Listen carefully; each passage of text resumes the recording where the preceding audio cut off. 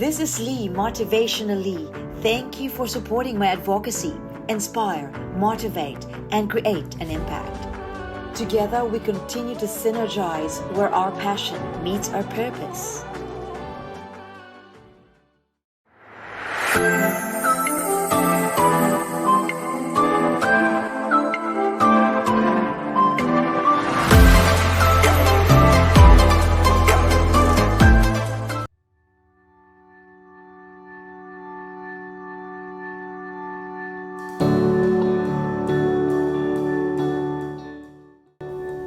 I still remember I walked out of that room and I'm thinking, is this what networking is? Maybe I would not come to this one ever again. Reached back home and half an hour later I got a call from one of the person in that networking group. Niti, we heard you. We really find you very authentic and we would like to do XYZ case for us. Reflected back thinking, hang on, I did get something out of it. So that was lesson number one. Never ever undermine or see from, just see from outside world. It can leave impacts varyingly. Hi Niti, it's nice to see you today, and I know you have a lot of things to do as well daily, but I'm so glad that you're here giving this opportune time to empower people all over the world. Thank you. It's my pleasure, Lee, to be here. Lovely. Now Niti, we've been talking about this many times, but I would like to ask this on behalf of other people who are asking about who you are as a person and your a brief background about you. But having said that, I would like to ask, what inspired you to come to a new country, and how did you envision your future when you first arrived here? Well, at the time I was very young, so I can't even remember how I envisioned my future where I am today at the moment, but certainly in the hope of higher education, a new country, beautiful country where I can get quality education. That was the motive at the time. And to have, obviously in a Western world, to have a good lifestyle. Sure. That was the vision at the time. But we're talking about more than 20 years ago. So obviously I had not, in the long term, I would not have thought at the time. At the time, I just thought I'll come, have a quality education, I will explore a new beautiful country and perhaps may go back. Mm-hmm. But I guess there was no looking back. Mm-hmm. No regrets at all. Not at all. Not at all. Speaking of looking back, can you take us back to that first day that you arrived in this country? What was the feeling? And even that journey itself. Take us back into that moment. A lot of people who wants to migrate in different countries, share your story about it. Yeah, as I said, I was young, never stepped out of my hometown to be alone, and leaving the family behind by myself at 8 or 9 o'clock. That's when I reached Melbourne Airport, and thankfully I had a family to take me home otherwise. And I was just looking around. I knew no one. It was completely new. I was a bit nervous, scared. At the same time, I had the excitement that I'm here to do something. So it was a mixed feelings. I think that's what I recall, that particular moment. But soon after, the reality, traveling to the uni, and it was, where I was living at the time, it was good 50 minutes travel. Every day was a new day because I was exploring this beautiful land, coming across new people. I still can't remember, on my second or third day, I had no idea that the doors in the train are automatic, and I'm just standing there thinking it will just open up by themselves. Yeah. And it didn't open, and and the train started moving. So I had those good experiences. There was some hard time too, finding a job, getting into sometimes liking it, sometimes not liking it. So I had my share of challenges, of course. That's good. Speaking of the challenges, whatever you can share today, like what are those unforgettable challenges that you have encountered throughout your journey from the 20 years, okay, 20 years back, from the 20 years, yeah? What are those big challenges that you think has significantly or created an impact to your path to success? I think the first self-control, that's something I've learned. I still remember at the time, especially coming from an Asian country, having when it's converted, when you convert and I come from an Indian background, so coming from that country, converting into Australian dollars, it was just approximately $900 or $1,000 in my pocket, thinking this is what I have to live with. So the first challenge was to find a job in the new country, and especially for someone like me who had never worked before. So I'm looking for jobs. I was lucky to step into a call center, but again, and at that time, the trend of call center was up high. At the time, most of the companies were that was something new marketing strategies at the time. And highly competitive. Highly competitive at the time. So I used to go for interviews. I landed up, but because of the different products, sometimes I like the product, sometimes I don't like the product. I still remember, you just reminded me of a situation. I had a training and everything, thinking I'll do good, but I always felt I'm not good at marketing, like on the call or anything, at the time especially. And I still remember it's my day one, and they gave the training, and they said, all right, this is lunchtime, you can go out, have your lunch, come back. And I still remember I came out, I just sat down. There's a beautiful garden outside of State Library. Yeah. So I just sat down there. Yeah. And I'm thinking, I can't do this. And I had no idea whether I'll get another job, I'll have money. And I was recalling that moment today with one of my staff members. I said, do what you like. I didn't like it. I said, I'm not doing it. I came there, sitting under an open sky and thinking, I can't do this. That's not what I want to do. And I don't know what happened. You know what? I didn't even go back. I just left. I went back home. And at the time, one of my roommates said, what happened? You were supposed to be a job. I said, I didn't like it. So what are you going to do next? I don't know. But I'm not doing it. And mind you, I'm not coming from a very wealthy background where I knew, someone will give me money. It wasn't like that. But I always listen to my heart. That's what I'm trying to say. And I was reflecting on that today, in fact, and I was talking to one of my staff members this afternoon, and I said, do what you like. It should come from here. You should do with passion. Yeah. If you don't like it, just don't drag it. Yes. Don't do it. You're creating your own stress. Correct. You need to give your 100%, so it should come from here. Definitely. Yeah, so I think that's what my strategy, or that's what I've lived by all these years. And when I reflect back, this was another example of that. I know. Looking back at 20 years now, what does success mean to you? For me, success was, every time, it's a feeling of accomplishment. That's what I feel. For you, success could be, maybe, let's say, you may be doing 100 podcasts, or it could be you are going to different countries. So everyone has their own standards set for themselves. For me, that's what success. I had my own standards. I'm not here to show others what success is. For me, success is whatever standards I have set for myself.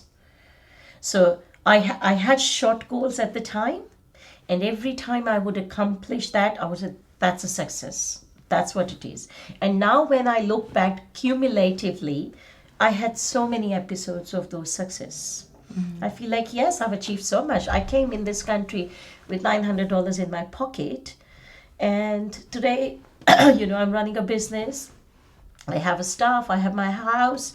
I think I've accomplished a lot. So that's cumulatively, but I have tried to enjoy even those short episodes of success. That's good to know. I love that attitude. And what motivated you to start up a business? I know putting up a business here in Australia, it's they're highly competitive as well, and there's so many people who can just put up a business tomorrow, today, And for you as a migrant, what motivated you to put up a business? I think for me it was I wanted to do something I can make an impact, and it's something which is in my control.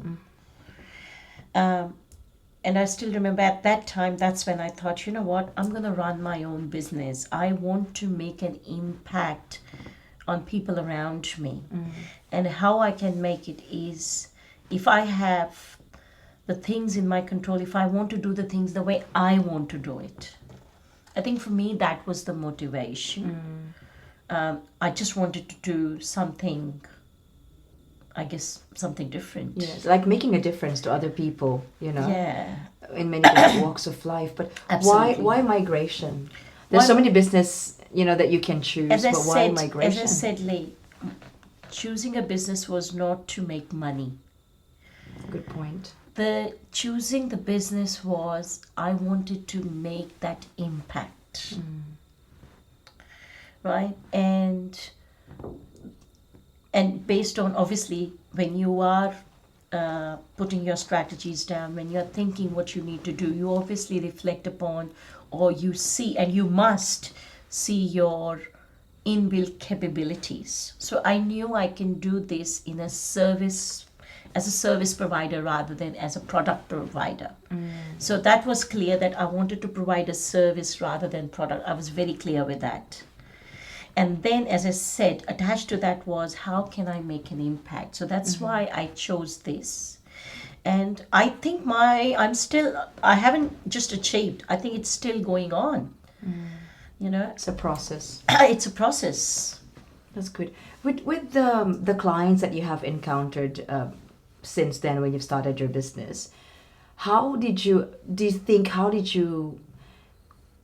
create an impact to these people by sharing your stories, or maybe sharing your journey or something like that? How can you be more effective in rolling this business, in looking after this business, wherein you're also a migrant? Obviously you're already settled here. I think you need How can to you be more step effective? yourself in their shoes. People come from different walks of life, from different backgrounds, different cultures. And you need to create that trust, to make that impact, you need to speak in their language. What I mean by language is the background they're coming from. You need to understand that. That's how you create trust. And that's what I try to do with each of my clients. When they come in, I try to understand in what circumstances or what have motivated them to migrate to Australia, or there could be some compelling reasons. There could be some, they're trying to achieve something. So you need to understand and connect with them for them to be able to provide that and nurture that. And over the time, I try to nurture that relationship I have with my client so that they create that trust. That's good. Now, Niti, with having this business, and you keep on learning and growing each day, right? Who are your biggest supporters or maybe mentors? That's why no matter what happens, you focus on your vision and your whys.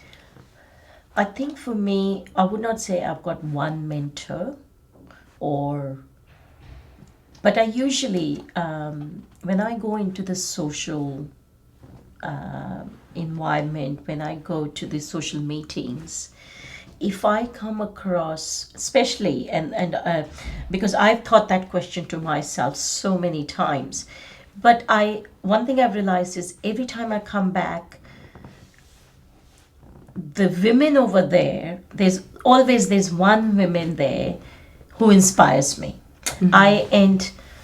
You can call it as a habit, or that's my nature. I try to extract that or get that positive vibes from that person. I can't name some of those people because they are very known, and without their permission I don't want to use their names. But in different meetings, if let's say Lee, I have met you, and sometimes when you are presenting yourself, I try to connect and I get inspired. So I take out those bits. That gives me inspiration. That you at this age, you might be doing A, B, C. You may have a similar setup, as in your family background, kids and all.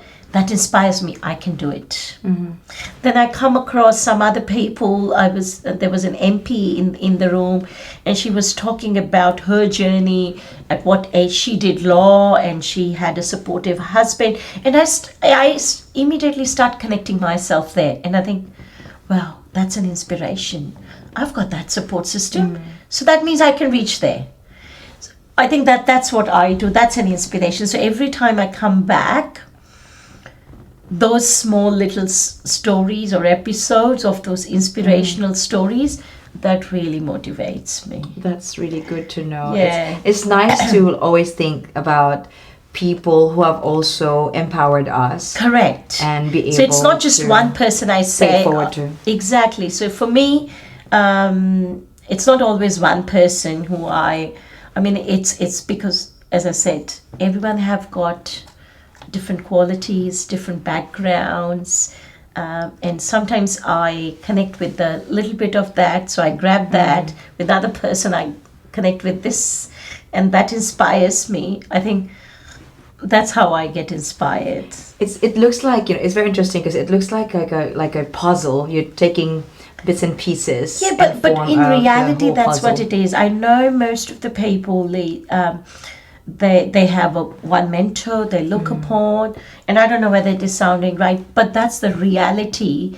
Honestly, when I come back from meetings, or I have seen someone presenting, and I think, wow, yeah, it's always light moment for me when I feel she did at this age. Wow, I can do that. She's got 3 kids. Then I can do that. Oh, she started her business at this age. Everyone, so I take bits from from everywhere, I guess. That's really good. And with this business as well, migration business, it entails a lot of efforts, time, and everything. And having said that, you've got a family as well. How do you balance your work and life and the demands of this job this business too? It is challenging, I'll be very honest. And I think I am getting better, to be very honest. Good. But I try, especially for example weekends, unless it's an absolutely critical case where there's no way around, I have to work on. I try to have my weekends, especially with my family. Yes, then as much as possible. After 7 o'clock at night, I try not to take calls, and I try to put it on. And I can ask my clients, you can leave a voice message. And if it is really, really critical, then I'll get back to you. In last 6 years, I think 2 or 3 instances where it was really, really critical that I had to cater to them over the weekend or out of our office hours, which I did because I understand the criticality of the situation, and we sometimes have to. But otherwise, I try to, have that balance. You've mentioned that this business, migration business, is challenging, can be very challenging at times, right? And demanding as well. How do you actually, like you've said about, for me, setting boundaries, right? Especially during the weekend, so you know how to weigh things up. But how do you set your boundaries wherein your clients are diverse clients, right? Different personalities. How do you set your boundaries? I think it's setting the expectations very clearly up front. Good. That's what it is. You need to set those expectations. People are demanding, but you need to make them realize and make them understand the difference between urgent and critical. That's right. I guess that's what it is. Yeah. So it's setting those expectations. So you're triaging as well, which one is all the time. Today, tomorrow, all the time. Later. All the time. It's very important. And in most of the cases, I tell my clients that I know yours is important, but I'm triaging. There are some others which we need to get this done by today or tomorrow because of impending deadlines or whatever. But that doesn't mean that we are ignoring you.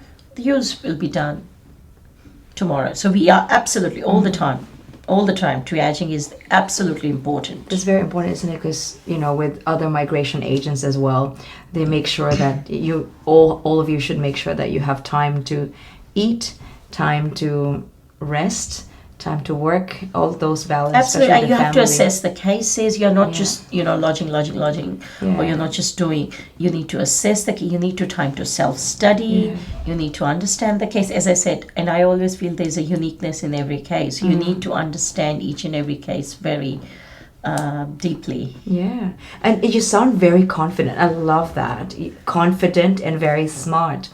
Where do you actually get this strength, wisdom in order for you to continue progressing and thriving in this business as a woman as well? Because there's a lot of men out there in this kind of industry, that they've already been established, but as a woman like you, very smart, of course, where do you get all these bits and pieces to make it as you and very strong and empowered?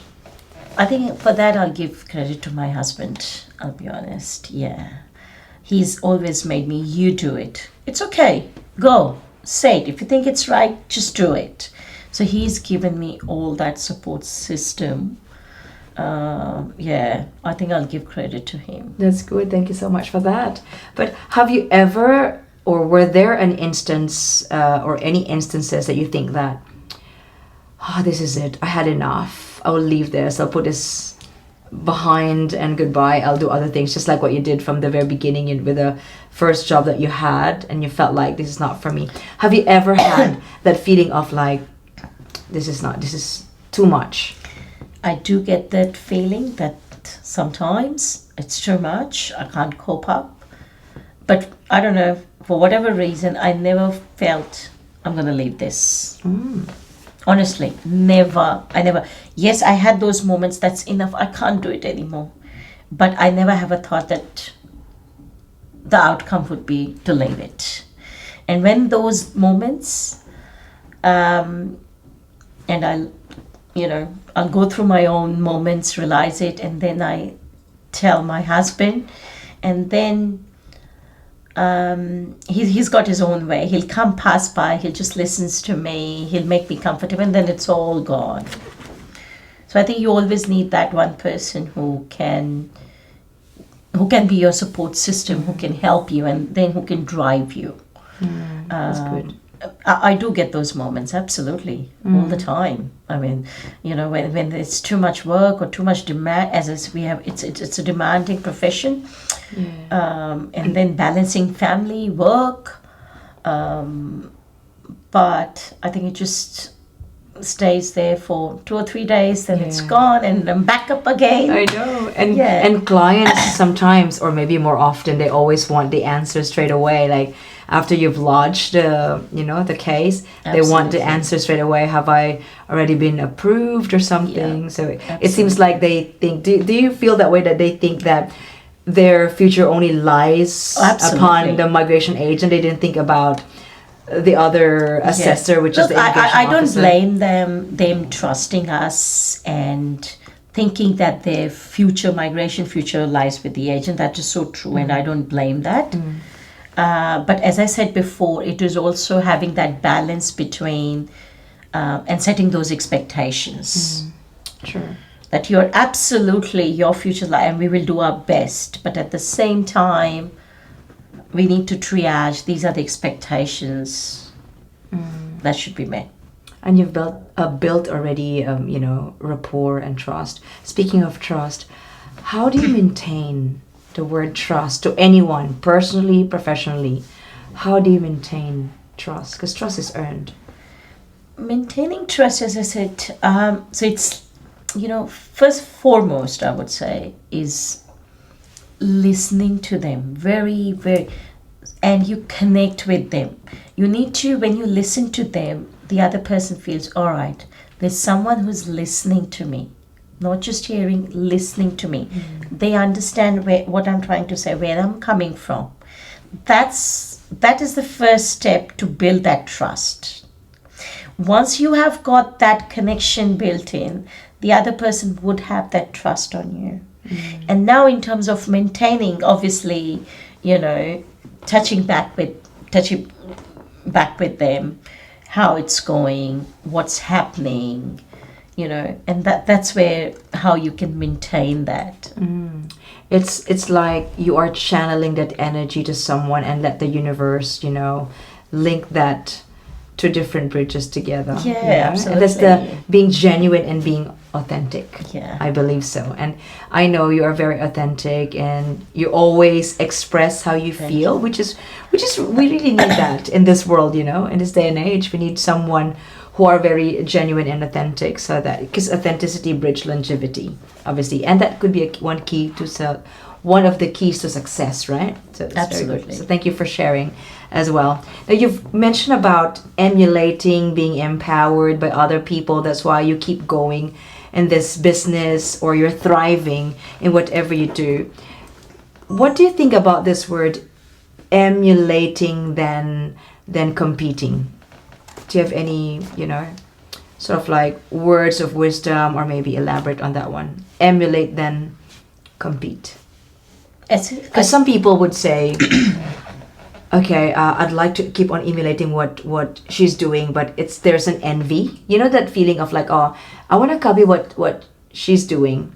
It's because I want to compete with this person. I'm envious, and so I want to make sure that I'm better than her, something like that. But in general, competing versus emulating, would that be possible? I always say I'm never competing with anyone. And I would never do that. But you can emulate. Exactly. So getting inspired, I can emulate, but I'm not competing. Yes, I want to be maybe like that organization or that person, or that is, but I'm not competing against it. If I would set my own standards, as I said before, I always have, right? I want to be like this. So I've set a standard for myself, but that doesn't mean I'm competing with that person. Because for me, that is spiraling you down rather than taking you up. That's true. So never ever competing, never ever. Because I believe in my capabilities. Good. So to your point, emulating versus competing, it's no competing at all. That's really a good point that you've just mentioned. Some people, as I've mentioned, they try and copy everything what you do from head to toe, from all your skills, whatever, because there is an envy. There's a saying like someone gets bitter when someone gets better, right? And that's not a healthy competition. And you want a healthy competition, because as I've mentioned, migration business is highly competitive. There's so many. I think there's more than thousands and thousands all over the world is doing this. And I honestly, I don't care what others are doing. Yes, I look on the really successful organizations or the agents, and I want to provide those type of services. So I will, improve on myself to provide those services. But by no means I'm envious and I'm competing. It doesn't matter what this person is doing. I need to be just to my service that I'm providing to my clients. I need to provide that level of service that everyone says, yes, 𝐕𝐈𝐃 is an authentic organization that gives authentic services to their clients. I'm not competing with ABC here. That's good to know. In fact, anyone. Because we're all, even though if we emulate others, whether it's out of envy or not, we are all unique, you know. There's only one Absolutely. Niti, one Lee. Absolutely. Even if they keep on emulating whatever the reasons behind it, you know, and you'll always And be that's why I Niti. believe I don't mind if I train someone. I don't mind, because I believe everyone have got those unique capabilities. End of the day, they're gonna do. So some people, and I know some people think, oh, we're gonna not train and tell them our trade secrets, and Yeah. I said, no, everyone's got their own skills, right? If I am imparting that knowledge, I'm training someone, doesn't mean I'm gonna get a competition. I may get a support instead. Yes, yeah. Look at that way. They may come into partnership rather than thinking that they are going to compete against me. Yeah, collaborating. And if they compete, that's them. It's not me. Yeah. If they're envious, that's them. Yes. That's not me. Because you are authentic, which is really good. And speaking of that, why in this kind of a business world where you are right now, why is networking important? Very important. Very, very important. Today is the world of networking. You have academic knowledge, that's one thing. You have an experience, that's another thing. But if you don't know the people around you who you're dealing with, then it's not worth. And how do you get to connect? Through networking. That's good. The inspirational stories I was talking about, how do I get inspired? By going into these networking. You come across so many people from different walks of life, reaching to different heights of success. Those people make an impact. And you never know, you might connect with someone over there who become your partner. You know, who may collaborate with you, who may shake hand with you, and may hold your hand taking somewhere. Very important networking. I believe it's the thing to be done in these days. It's good to know that you are into that networking, because some people are quite hesitant to do networking, so they think like, oh, they'll just be selling something, and you know, it could be a scam or something like that. But good point that you will continue to learn Absolutely. and grow Yeah. as you network with other Absolutely. people. And you get to know more than your area of expertise, because you get to connect with people from different businesses, different skills, different backgrounds. So you get more worldly knowledge also. Yeah. So you always have in networking, it's not just one thing you're going for to connect with people. You are going for, you get inspired, you get to know a lot more beyond your area of expertise. So more than the migration, I come to know other businesses, I come to know people from different backgrounds. So yeah.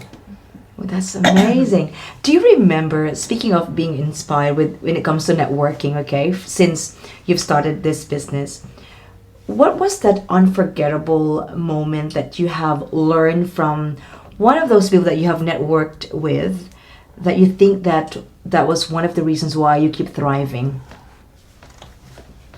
This is funny and it's gonna go on sidetrack, but I just want to share a moment from my first ever networking meeting. One of the reasons, which I did not mention before, networking, obviously when you go, you're also looking to grow your business. You want clients. Definitely. And you get those clients through the network. And sometimes when the networking is seen from an outside world, you feel, it's a professional network. You may be, hundreds of people there. Maybe there's a presenter there, and a very formal catch-up sometimes. And as an outsider, especially when I attended first time, it wasn't like that. It was a very small group of 10-15 people, very informal catch-up, where everyone was required to introduce themselves. That's it. It was, as I said, it was my first one. I still remember I walked out of that room and I'm thinking, is this what networking is? Maybe I would not come to this one ever again. Honestly. I got into my car, reached back home, and half an hour later I got a call from one of the person in that networking group. Oh, Niti, we heard you. We really find you very authentic, and we would like to do XYZ case for us. And that was just the starting days when, and I'm like, so I got my first case, and I was like, wow. And I just reflected back thinking, hang on, I did get something out of it. So that was lesson number 1. Never and ever undermine or see from, just see from outside world. It can leave impacts varyingly. Yes. So that was a learning point for me. And I felt, no, hang on, I was wrong. There was something in there. That's why someone said, you were authentic, and I really want you to do this XYZ case for me. It's like, wow.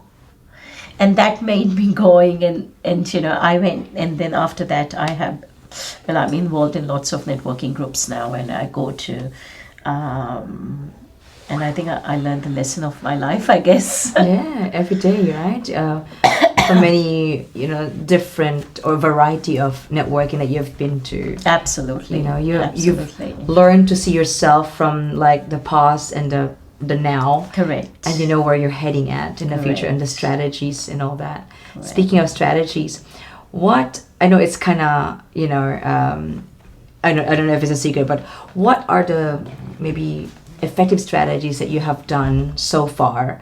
That's why you're thriving well, apart from what you mentioned a while ago, but any specific strategy that you have done, that's why no matter what's the highs and lows in life when it comes to your personal and combined with your personal business or personal life and the profession itself, what are those? I think the strategy, and we've used this word a lot of time, being authentic.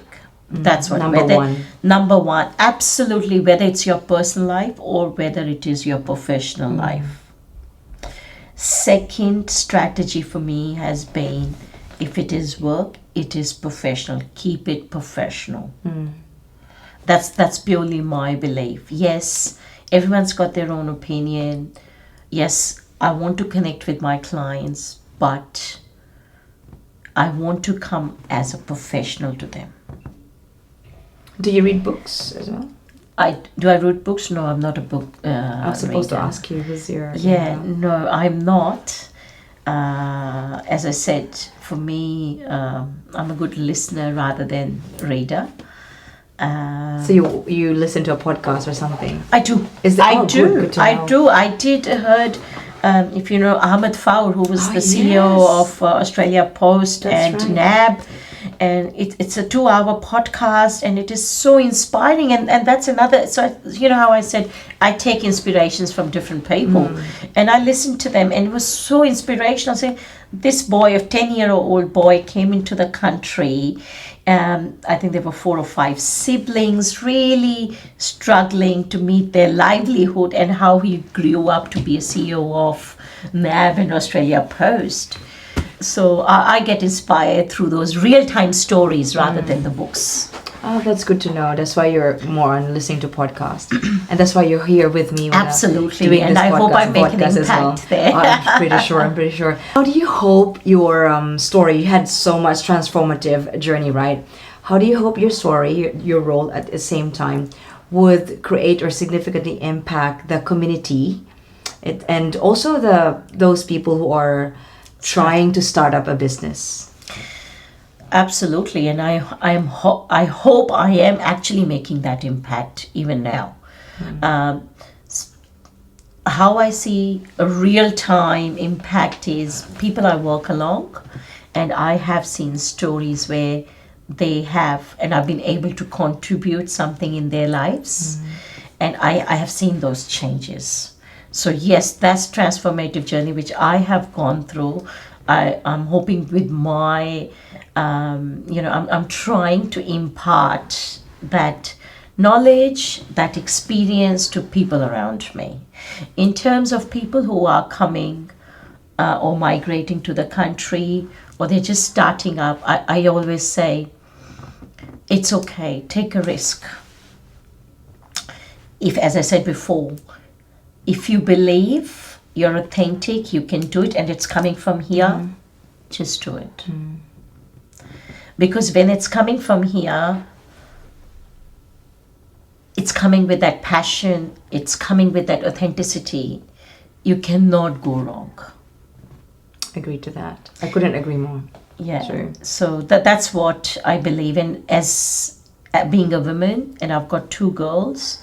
I believe I'm trying to impart those skills into my girls. And I still remember, and this is a very recent conversation I had with my daughter, and that was a surprising and, eye-watering moment for me. But when she said, "Oh, Mom, it's okay. I know you came in this country with these many dollars and you have got a house and business and whatnot. I'll be right. I've got a lot more." So it's them acknowledging what we have done and where their mom has reached to. It's a big win for me. That's good. Right? And I'm I am elated that I am, growing, or how should I put it? I'm imparting that skills, that confidence, that the sense of women empowerment into my girls. I think that's very, very, very important. That's really good to hear, being a good example to the family. And speaking of that, I was just about to ask you about the family, because you are the source of their strength and inspiration, as you have mentioned a while ago. Was there a time, looking back, not just because of the business, but could be personal as well, was there a time or moment that you think of that you felt like you are giving up and it feels like, I cannot move on, and if I do this, it's the right decision that I've ever done? I'm just trying to think. Not really, Lee. I'm fortunate enough. I never had that moment. That I would say I'm giving up. Touch wood. I think I've been lucky this way.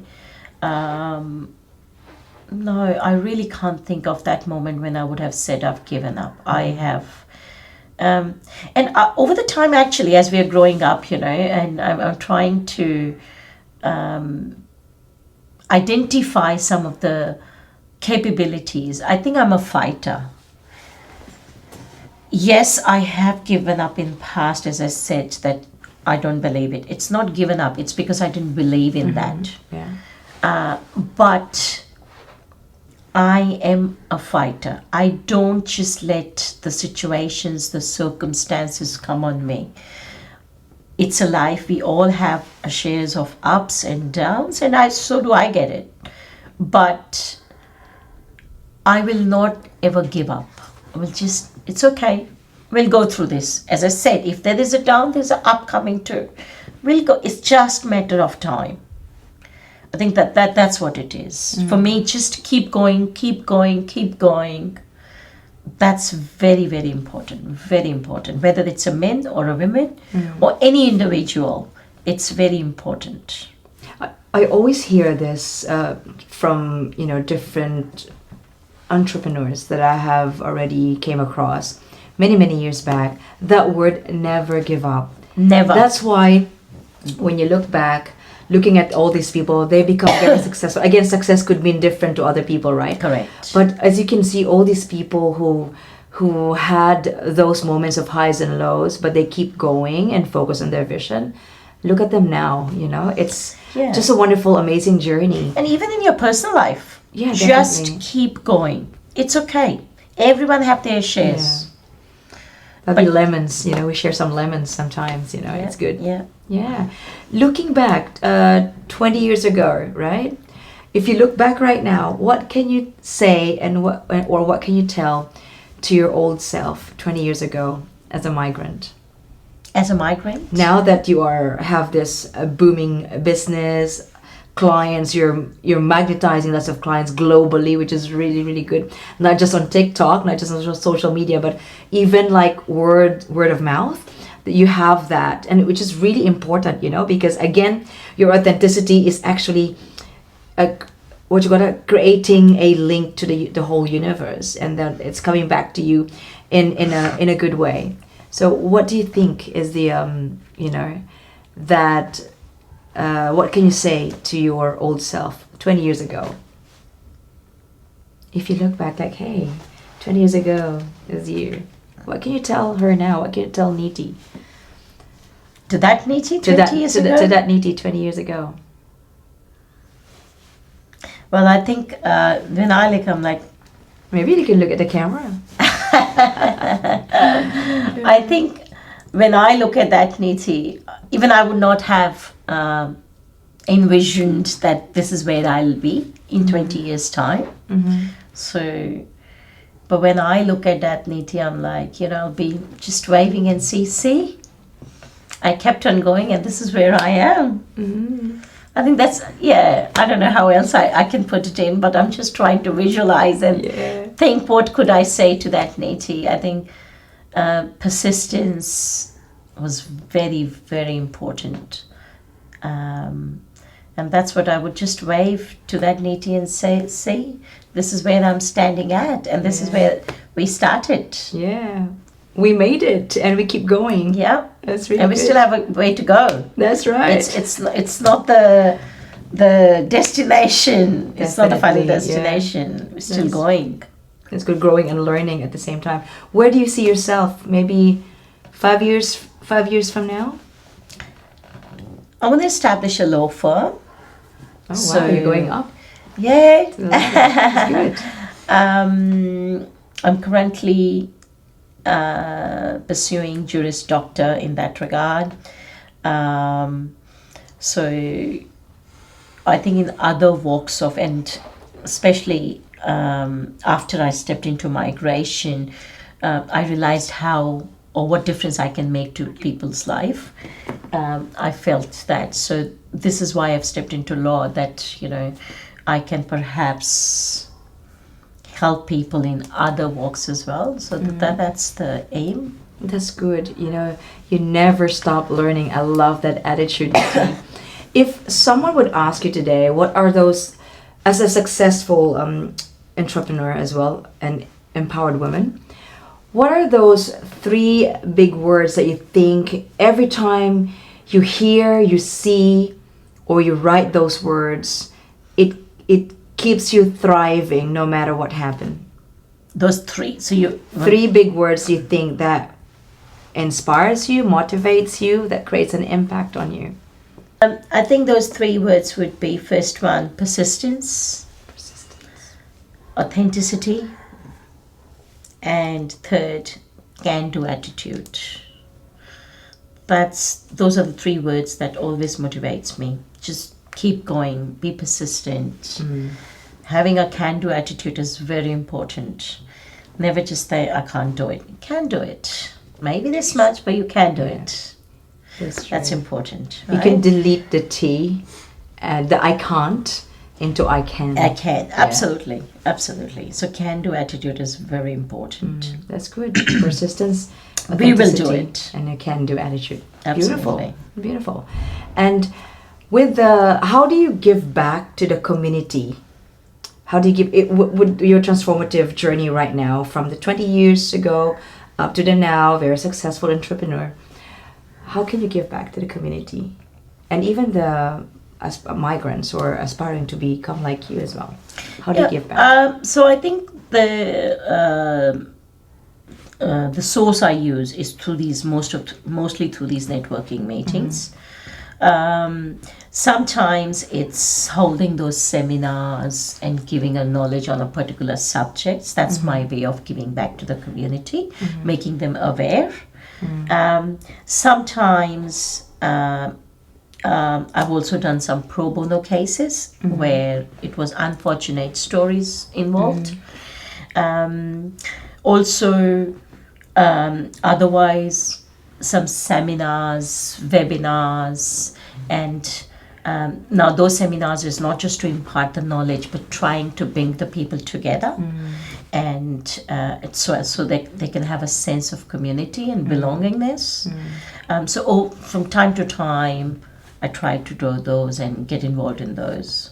I love that idea, like bridging the gap, right? Yes, we did that. Because it's all about the gap. culture. There's a culture shock and everything. Obviously, just like you're a migrant. All of us are migrant, and it's not easy to really put yourself into the new world, new environment, and not Absolutely. knowing about the culture. And that bridging the gap. That I just call it bridging the gap, because it's really good that you're giving a seminar to the community and also to the new migrants who just arrived from this country, and that is really important. At least they felt like there is Niti, your company, who is really willing to give back for free, and even free food, I believe so as well, just for them to feel like, hey, I'm not alone. Absolutely. And we have Niti here and her team to help us navigate ourselves here in this new world, new environment. Absolutely. With new friends around us and new people. And that's very important, isn't it? See, being authentic. Thank you so much for that. Do you have any advice that you could give to the public, especially those, or any community and beyond, especially those who are those migrants who are aspiring to also put up a business, any business, not just migration business? I think foremost, whenever, or anyone who is thinking of setting up a business, always do your homework, know what you're stepping in. It's very important, especially in this competitive world. Identify your key capabilities. As I said, and I gave an example before, I knew I could do good in a service industry than in a product industry. There could be other people who are good in product industry versus service industry, or there could be other who are good in marketing. So you should know your skills, and then you utilize those skills accordingly in the type of industry you're stepping in. And once you have, and take a risk, that's fine. As I said, if you feel you believe in that product, in that service, you go for it. But if you don't believe in that product or service, you will not be able to do the justice. So you need to believe in that. Work. You should know what you're stepping into. Yes. You can't just go blindfolded that I'm going to do a business and I'm going to, because some businesses obviously involve a lot of investments, right? There could be an ongoing cost. So you should know your numbers. Yes. If you want to be a successful entrepreneur, you should know your numbers. If you're giving your numbers to someone else and saying, oh, I'm going to run a business, it's not good. You should have a tap on your numbers. So do your homework. Identify your skills so that you can step into the right industry accordingly, whether it's a product industry or a service industry. And once you're in that industry, then how do you utilize your own skills to grow that industry? Definitely. So you also have an income, not just all outgoing, right? Absolutely. Again, knowing your numbers. Absolutely. That's really good. Research, study, know your numbers, and maybe... And identify your skills. Yes, definitely. You can't just have a business because someone put up a business of, let's say, a restaurant, but you're not into food. There's no point, right? It doesn't align at all. Absolutely. That's really good. Not just because this A person has done this, I would want to do this. Yeah. It doesn't work like that. He may be successful, you may not. Yeah. Or the vice versa. Yeah. Because you have different growth capabilities. Absolutely. Especially if you are some people who are into like... And unfortunately, I have seen people saying, oh, XYZ has opened or started new business. They're doing well. I might start that. Yeah. And I see that all the time, which is so, according to me, it's a so wrong approach. So that's why I said emulating and not competing. That's right. And emulating at the right time, right reason, right moment, right person at the same time. Correct. Otherwise, again, you've said about self-discovery, self-awareness of what I can do and what I cannot do. Know yourself first before you know someone else. We can't just like, Niti is doing, migration. I can do this. I'm smart anyways, but there's so much in that details how you became successful. You studied. It's not just like an overnight success, and it's never overnight success. Yeah, that's why you really, as you have mentioned, research, study. The networking is very important. Very important. But networking the right people, surround yourself Self with the right. with That's right another people, advice I would like-minded. want to give. Yeah. Absolutely, surround yourself. At least with the 5 people, the good people, because they are the people who are going to shape you. That's right. Surround yourself with people who can push you to ascend and not to descend. Correct. And who can elevate your potential at the same time. It's very important, right? And for you to thrive, daily, which is really good. Thank you for that. Today it's really an enlightening day, becoming a successful business entrepreneur. And again, as we have mentioned, success could mean different to other people. But again, it's all about you, self-discovery, self-awareness, and looking back, you need to gauge as well. And what if, Niti, there are times that your goal, because I know you had lots of goals before, what if your goal didn't, realize? Didn't realize, and also maybe there's something like little bits and pieces that's not really working. What do you normally do? What did you do last time? I think, as I said before also, I would not lose hope there. I will still move on. And I have that can-do attitude. I will do it. It's okay. As I said, it may be one of those downs, but there's always that up coming. Yes. So keep going. Have that can-do. You may have to navigate your way. If this is not working, you might have to go through this, but you will ascend. Yes. So I think if you have that attitude, you can just keep going. You'll navigate through it. Yeah. That's what I do. So it's like life is like a navigator, right? It's sometimes you lose track because of the Wi-Fi, perhaps something like that. But you just keep going, because it will recalculate, right? And as it recalculates, exactly. Again, this is presence of mind, self-awareness that I will never give up on this. I'll get through this, and I'll reach the end of the tunnel. I'll be able to see the light again. There's always a light end of the tunnel. So I'm don't sure. forget that. Yeah, very good. Thank you for inspiring us today. And I felt like, we all have the chance to grow and to learn and to put up a business, just like Niti Hara here. You always remember that if other people can do it, I can do it. But again, you have to study, research, know the numbers, and surround yourself with people who are like-minded people who can push you to ascend and not to descend. Absolutely. And again, keep reviewing and reevaluating your goals. If it's not working, then keep reevaluating. And of course, know your why. Do you think we need some people who are not so into the business? They're not really kind of focused in the business, or they don't know what they want, their want versus their needs. Do you think having a coach would be very important? Absolutely. Yeah. Absolutely. Having a coach, whether it is, having a success coach or wellness coach, absolutely. Yeah. As I said, not just in professional life, even in their personal life, they might need. And you always need that one person who can, coach you, help you navigate through that. Yes, definitely. So it's very important, absolutely. And that person can be anyone. Yeah. And, they can be the catalyst for you to, maybe think of another strategy for you to become a better version Absolutely. I of always yourself. tell, and that's what I tell even my girls, that always share. There's no point keeping everything here, share. And then when you share, the other person gives you their perspective. They help you, and as you said, and it can be that they might, they can be a catalyst to the entire situation. Definitely. They can help you. So yes, very important to have a coach.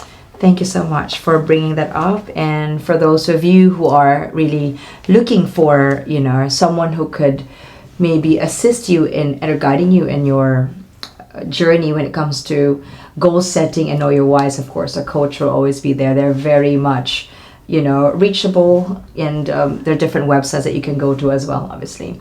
So thank you so much for your time, Niti. And once again, this is Lee, Motivationalee.